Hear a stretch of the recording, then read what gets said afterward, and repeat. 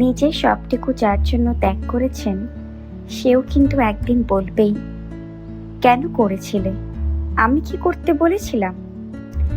সমস্ত সমস্যায় তার পাশে থাকার পরও একদিন কিন্তু শুনতে হবে, আমার সমস্যা আমি মিটিয়ে নিতে পারতাম, তুমি না থাকলেও চলতো।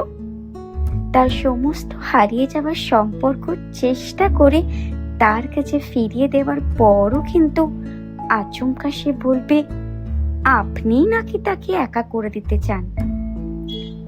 একটা দিন নিজের মতো চাইলেও ব্যস্ততার অজুহাত এসে দাঁড়াবে প্রাচীরের মতো।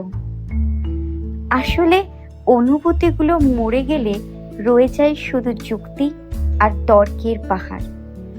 তখন কথার পিঠে কথা বসে, কে ভুল কে ঠিকের লড়াই চলে, কারণ সেই বিশেষ অনুভূতিগুলো তখন মৃত।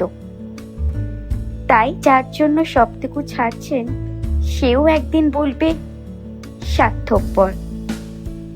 সেটা বুঝে নিয়েই ত্যাগ করুন, কষ্ট কম পাবেন।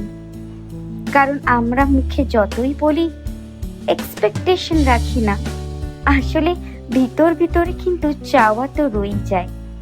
একটা একলা সন্ধে, একটা নিশ্চিন্ত বিকেল হয়তো তখনও চেয়েই যাই মনে মনে। তাই তো আঘাতগুলো আঘাত হয়ে আসে আর আমরা নতুন করে ভেঙে পড়ি।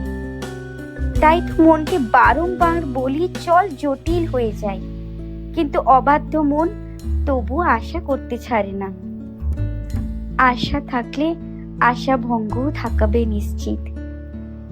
জীবনটা ঠিক পাহাড়ের বাঁকের মতন, অসম্ভব রহস্যময়। আজকে যেটাকে নির্ভেজাল ভালোবাসা মনে হচ্ছে, কাল সেটা কি মনে হয় শুধু বোঝাপড়া।